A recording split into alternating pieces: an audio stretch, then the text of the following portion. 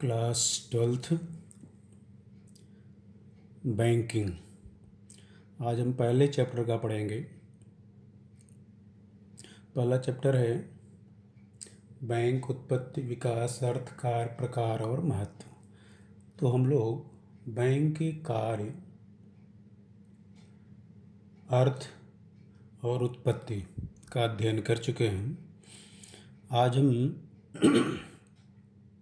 Bank के प्रकार का अध्ययन करेंगे कि भारत में या विश्व में बैंक के कौन कौन से प्रकार हैं, इसके स्वरूप हैं, कौन कौन से बैंक हैं जो बैंकिंग संबंधी कार्य करके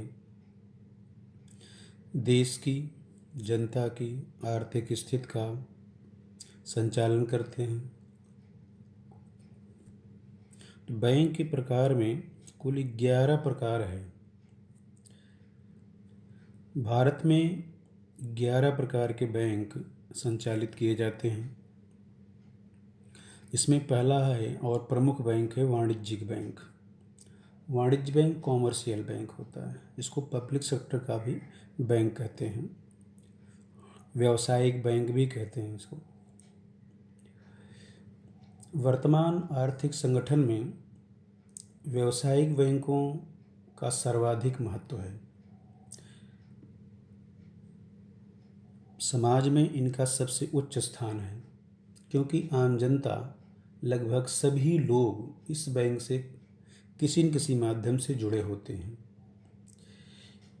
और ये बैंक, जो वाणिज्यिक बैंक हैं, ये सामान्य बैंकिंग कार्य भी करते हैं और व्यावसायिक उद्देश्य के लिए अल्पकालीन, मध्यमकालीन तथा दीर्घकालीन तीनों प्रकार के ऋण उपलब्ध कराते हैं। सामान्य रूप से इन्हें हम जॉइंट स्टॉक बैंक भी कहते हैं। इनका मुख्य कार्य जो होता है वो जनता से धन प्राप्त करना और जनता को धन उधार देना। जो धन प्राप्त करते हैं उस पर कम ब्याज देते हैं, जो धन उधार देते हैं उस पर अधिक ब्याज लेते हैं। इन्हीं दोनों ब्याजों का अंतर इनका मूल प्रॉफिट, मूल लाभ होता है। वाणिज्यिक बैंक 3 प्रमुख कार्य करते हैं। एक, साख पत्रों का निर्गमन करते हैं। दूसरा, चेक, हुंडी और बिलों आदि को भुनाते भी हैं। तीसरा होता है मूल्यवान वस्तुओं का वो संरक्षण करते हैं, जिसको हम लोग लॉकर वगैरह कहते हैं। ये 3 प्रमुख कार्य करते हैं बैंक। इसके अलावा भी यात्री चेक का निर्गमन, ग्राहकों के धन का संग्रह, अंशों का क्रय विक्रय और धन का हस्तांतरण भी करते हैं। वर्तमान समय में, मतलब अप्रैल 2020 के हिसाब से देखें तो भारत में कुल 12 वाणिज्यिक बैंक हैं। 12 वाणिज्यिक बैंक संचालित किए जा रहे हैं। दूसरा है औद्योगिक बैंक, इंडस्ट्रियल बैंक। ऐसे बैंक होते हैं जो उद्योगों को मध्यम और दीर्घकालीन वित्तीय आवश्यकताओं की पूर्ति के लिए या वित्तीय आवश्यकताओं के लिए ऋण प्रदान करते हैं। ऐसे बैंक को हम औद्योगिक बैंक कहते हैं। ऐसे बैंक के 3 महत्वपूर्ण कार्य होते हैं। इनका जो 3 महत्वपूर्ण कार्य है, पहला है दीर्घकालीन निक्षेप प्राप्त करना। दूसरा है औद्योगिक जो संस्थाएं हैं उनको दीर्घकालीन वित्तीय आवश्यकताओं को पूरा करने के लिए धन उपलब्ध कराना। तीसरा है कुछ अन्य प्रमुख कार्य भी करते हैं, जैसे औद्योगिक इकाइयों के अंशों और ऋणपत्रों का क्रय विक्रय करना, उनकी धनराशि को विनियोजित करना आदि समस्याओं का भी वो समाधान करते हैं। भारत में ऐसे 3-4 बैंक हैं। 1947 के बाद ऐसी बैंकों की स्थापना की गई है, जैसे औद्योगिक वित्त निगम, इंडस्ट्रियल फाइनेंस कॉरपोरेशन। दूसरा है भारतीय औद्योगिक विकास बैंक, इंडस्ट्रियल डेवलपमेंट बैंक। जिसको हम लोग IDBI कहते हैं, Indian industrial development bank of India. तीसरा है भारतीय औद्योगिक साख एवं विनियोग bank, industrial credit and investment corporation of India, ICICI bank इसके नाम से जानते हैं हम लोग, ज़्यादा फेमस है ICICI बैंक। अगला है राज्य वित्त निगम, स्टेट फाइनेंशियल कॉरपोरेशन, SFC आदि ऐसे औद्योगिक बैंक हैं जो औद्योगिक बैंक के औद्योगिक इकाइयों के कमियों के वित्तीय आवश्यकताओं की पूर्ति करते हैं। तीसरा है विदेशी विनिमय बैंक, फॉरेन एक्सचेंज बैंक। ऐसे बैंक होते हैं जो विदेशी मुद्रा का लेन देन और विदेशी व्यापार में वित्तीय साधनों की व्यवस्था करते हैं। ऐसे बैंक को हम विनिमय बैंक कहते हैं। ऐसे बैंक जो है अंतर्राष्ट्रीय ऋणों के भुगतान, प्रतिभूतियों की आयात निर्यात, अग्रिम विनिमय आदि का भी लेन देन करते हैं। भारत में ऐसे बैंकों की अनेक शाखाएं हैं। आजकल सामान्य वाणिज्यिक बैंक भी विदेशी विनिमय का कार्य करने लगे हैं, जैसे state bank of India, bank of Baroda, Punjab national bank, ये सब भी विदेशी विनिमय बैंक के संबंधी कार्य करते हैं। अगला हम पढ़ेंगे कृषि बैंक, एग्रीकल्चरल बैंक। भारत एक कृषि प्रधान देश है, तो लगभग 70% जनसंख्या कृषि पर आधारित है या कृषि संबंधी व्यवसाय करती है।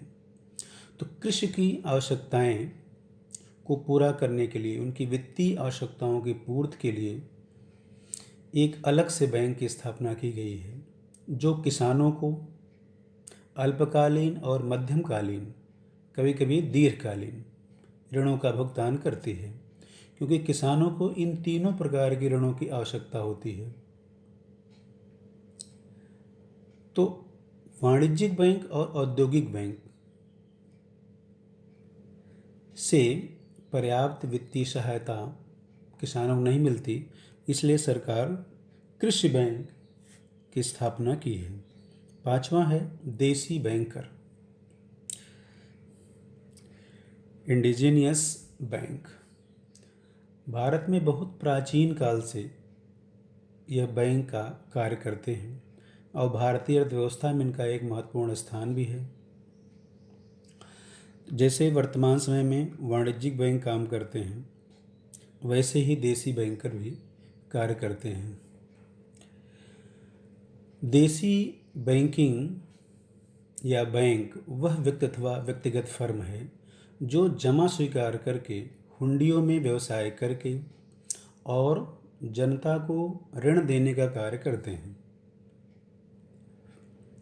परंतु भारत में देसी बैंकर आम जनता से ऊंची ब्याज दर लेते हैं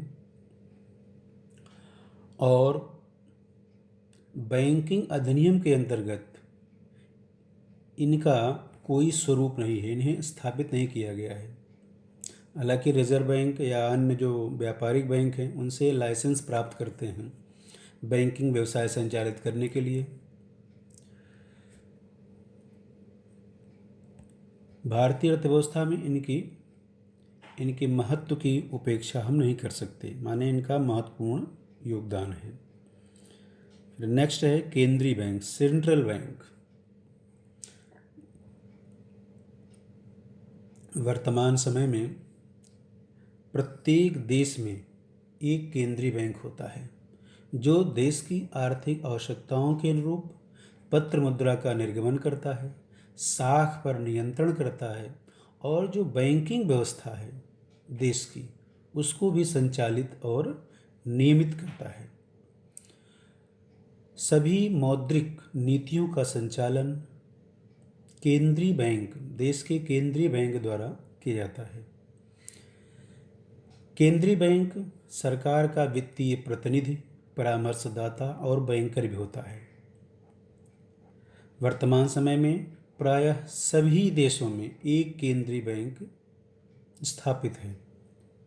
भारत में जो केंद्रीय बैंक है उसका नाम है रिजर्व बैंक।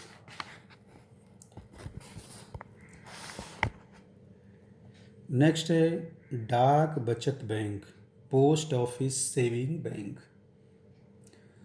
भारत और कुछ अन्य देशों में भी डाकघर भी बैंकों की तरह कुछ कार्य करता है, अर्थात आम जनता की जमा स्वीकार करता है, उस पर ब्याज देता है। लेकिन डाकघर बचत बैंक जो होते हैं ये आम जनता को या व्यक्ति को ऋण प्रदान नहीं करते, क्योंकि इनमें जमा धनराशि का प्रयोग केंद्र सरकार द्वारा किया जाता है और इस पर केंद्र सरकार का पूर्ण नियंत्रण होता है। इसलिए कहीं कहीं देखा जाए तो बैंकों से सुरक्षित डाकघर बचत बैंक होता है। बैंक की अपेक्षा 0.5% ब्याज भी अधिक देता है जमा राशि पर। 8वां है विनियोग बैंक, इन्वेस्टमेंट बैंक। कुछ देशों में ऐसी संस्थाएं भी स्थापित की जाती हैं जो अल्प बचतों को एकत्रित करके बचत की भावना को जागृत करके उनका पूंजीकृत कर देते हैं, माने एक पूंजी का निर्माण करते हैं। जैसे भारत में Jeevan Bima Nigam, unit trust of India, UTI इसको हम लोग बोलते हैं, ये दोनों संस्थाएं अपने देश में विनियोग बैंक के रूप में कार्य करती हैं। नेक्स्ट है राष्ट्रीय आवास बैंक, नेशनल हाउसिंग बैंक। ऐसे बैंक होते हैं जो केवल आवास के लिए वित्त संस्थान या वित्तीय व्यवस्था की आवश्यकता की पूर्ति करते हैं। यह भारत का सर्वोच्च आवास वित्त संस्थान होता है। इस बैंक के प्रमुख उद्देश्य होते हैं क्षेत्रीय और स्थानीय स्तरों पर आवास वित्त संस्थाओं का प्रवर्तन करना, उनकी स्थापना करना, अनुसूचित बैंकों तथा राष्ट्रीय वित्त संस्थाओं को वित्तीय और अन्य सहायता भी प्रदान करती है। 10वां है आयात निर्यात bank, import export bank, EXIM bank भी इसे कहते हैं शार्ट में। इस प्रकार के बैंक निर्यात आयात की वित्त व्यवस्था तथा विदेशी व्यापार में भुगतान की जाने वाली धनराशि की व्यवस्था करता है, उनको जोखिम से सुरक्षा प्रदान करता है। भारत में एग्जिम बैंक की स्थापना 1982 में की गई है।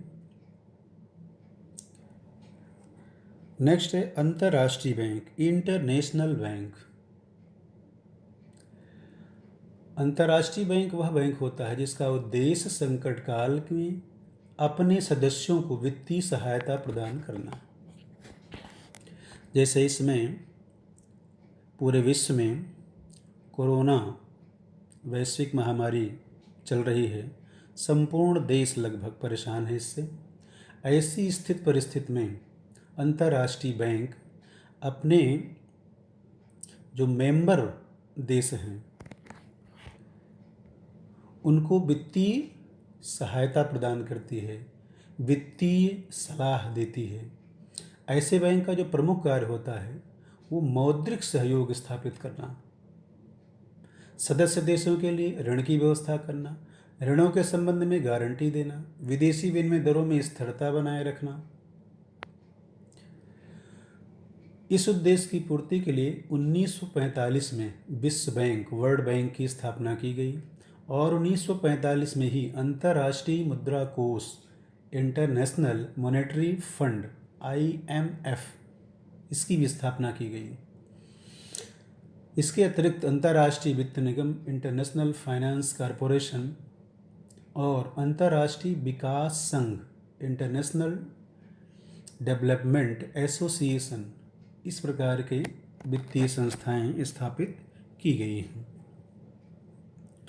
अब हम पढ़ेंगे व्यापारिक या व्यावसायिक बैंक के महत्व, इम्पोर्टेंस ऑफ बैंक। बैंक के क्या महत्व हैं, इसकी जानकारी हम लोग लेंगे। बैंक के बारे में से जानते हैं कि बैंक एक ऐसी संस्था है जो केवल वित्त में, केवल रोकड़ में व्यवसाय करती है। जनता की, लोगों की अतिरिक्त राशियों को जमा करके आवश्यक व्यक्ति को या संस्था को ऋण प्रदान करती है। बैंक एक वित्तीय संस्था मानी जाती है। तो वर्तमान समय में, आधुनिक समय में बैंक जो है वो अर्थव्यवस्था की प्रकार से कह लीजिए नींव है, आधारशिला है। बैंक आधुनिक चलन व्यवस्था का हृदय है और केंद्र बिंदु भी है। इसलिए बैंक के महत्व अनेक प्रकार से हैं। पहला है बचत को प्रोत्साहन देना।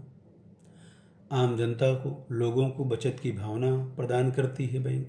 लोग अपनी बचत को बैंक में जमा करके धन को सुरक्षित भी रखते हैं, बचत को सुरक्षित भी रखते हैं और ब्याज भी कमाते हैं।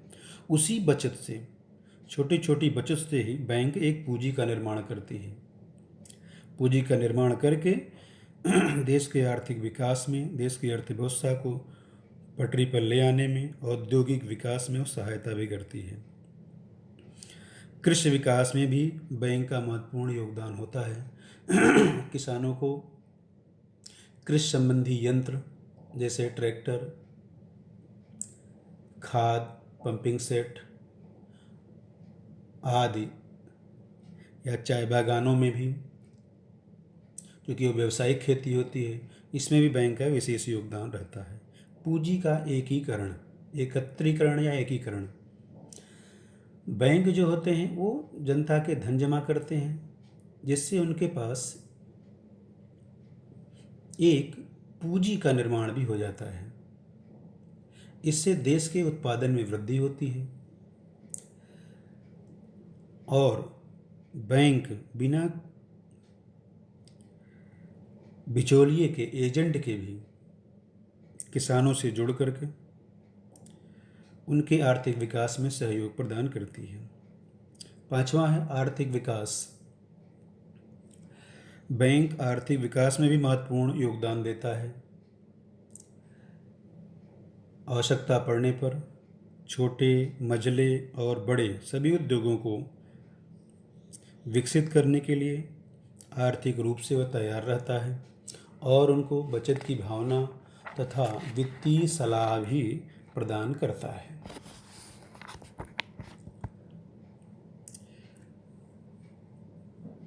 विदेशी व्यापार में सहायक। व्यापारिक बैंक जो होते हैं, वाणिज्यिक बैंक होते हैं, ये जो आयात निर्यात होता है दो देशों के बीच, उसमें भी ये आर्थिक सहायता प्रदान करते हैं और विदेशी बिलों का भुगतान भी करते हैं। मुद्रा प्रणाली में लोचदार। भारत का जो केंद्रीय बैंक है वो रिजर्व बैंक ऑफ इंडिया है। पत्र मुद्रा का निर्गमन वही करती है। तो बैंक आवश्यकतानुसार साख की मात्रा में कमी या वृद्धि करके मुद्रा की पूर्ति को संतुलित करते हैं। इससे देश की मुद्रा प्रणाली लोचदार बनी रहती है। साख पत्रों का प्रयोग। बैंक साख पत्र का प्रयोग करके भी लेन देन करती है, जैसे चेक, विनिमय पत्र, हुंडी, प्रतिज्ञा पत्र, बैंक ड्राफ्ट आदि। इसके अधिक चलन से मुद्रा की मात्रा में बचत होती है, लोगों का विश्वास बनता है, लेन देन बहुत सरल और सुविधाजनक हो जाता है। साख पत्रों का प्रयोग करके लेन देन सुरक्षित भी रहता है। धन का हस्तांतरण। व्यापारिक बैंकों द्वारा धन एक स्थान से दूसरे स्थान पर आसानी से, सरलता से, सुरक्षित और सस्ते ढंग से हस्तांतरित करते हैं। जैसे आरटीजीएस है, ऑनलाइन ट्रांजैक्शन है, पेटीएम है, इन सब के माध्यम से धन का हस्तांतरण बैंक करती है। नेक्स्ट है मूल्यवान संपत्ति की सुरक्षा। बैंक में धन जमा करने के अतिरिक्त बैंक एक काम और करती है कि जनता की जो बहुमूल्य वस्तुएं होती हैं, सोना चांदी हीरे जवाहरात या महत्वपूर्ण कागजात, उनकी भी सुरक्षा प्रदान करती है। उसके लिए बैंक एक लॉकर की सुविधा अपने जनता को प्रदान करती है। तो जनता की मूल्यवान संपत्ति को उसी लॉकर में रख देती, जिससे आग और चोरी से सुरक्षा रहती है। इससे जनता से बहुत इसमें जो है जनता को बहुत सुविधा होती है और बैंक जनता से लॉकर के लिए कुछ शुल्क भी प्राप्त करती है। ग्राहकों की ओर से भुगतान। बैंक अपने ग्राहकों द्वारा लिखे गए चेक, प्रतिज्ञा पत्र, विनिमय पत्र, हुंडी आदि का भुगतान भी वह समय समय पर करती है। बैंक बीमा किस्त, टेलीफोन बिल, बिजली का बिल आदि का भी ग्राहकों की ओर से भुगतान करती है। चेक के उपयोग में वृद्धि। वर्तमान समय में चेक से लेन देन एक प्रामाणिक लेन देन माना जाता है। यह सुरक्षित, सरल और सुविधाजनक भी होता है। बैंक चेक का उपयोग में वृद्धि इसलिए करते हैं कि चेक द्वारा जो लेन देन होता है वो अत्यंत सुविधाजनक होता है। इसमें पैसे को गिनने, परखने और हस्तांतरण की सुविधा ये सब होती है तथा चेक द्वारा भुगतान में यह प्रमाण भी प्राप्त किया जाता है कि धन अमुक व्यक्ति को प्राप्त हो पाया या नहीं। नेक्स्ट एंड लास्ट है औद्योगिक विकास में सहायक। बैंक का महत्वपूर्ण काम ये भी होता है कि वह औद्योगिक विकास को गति भी प्रदान करे। बैंक उद्योगों के लिए कच्चा माल खरीदने के लिए पूंजी प्रदान करती है। उद्योगों को आर्थिक सहयोग देने हेतु ऋण भी प्रदान करती है। औद्योगिक कंपनियों के अंशों को खरीदने में बैंक विनियोग भी करती है या उसमें एजेंट के रूप में भी कार्य करती है। उनके अंश और ऋण पत्र को बिकवाने में भी बैंक की महत्वपूर्ण भूमिका होती है। बैंक लघु एवं कुटीर उद्योगों को भी सहायता करती है। इस प्रकार आधुनिक युग में बैंक वित्तीय सलाहकार, प्रतिनिधि माने एजेंट तथा व्यवस्थापक का भी कार्य करती है। व्यापार एवं उद्योग में बैंक का यथोचित मात्रा में पूंजी व्यवस्था करती है, पूंजी का निर्माण करती है, बचत की भावना को जागृत करती है, धन संग्रह करती है। बैंक एक स्थान से स्थान पर धन का हस्तांतरण भी करती है और धन का विनियोजन भी करती है। इसलिए देश के आर्थिक विकास में बैंक का महत्वपूर्ण योगदान और स्थान है। बैंक देश के आर्थिक विकास में सक्रिय योगदान भी करती है। आज हम लोग इतना अध्ययन करेंगे।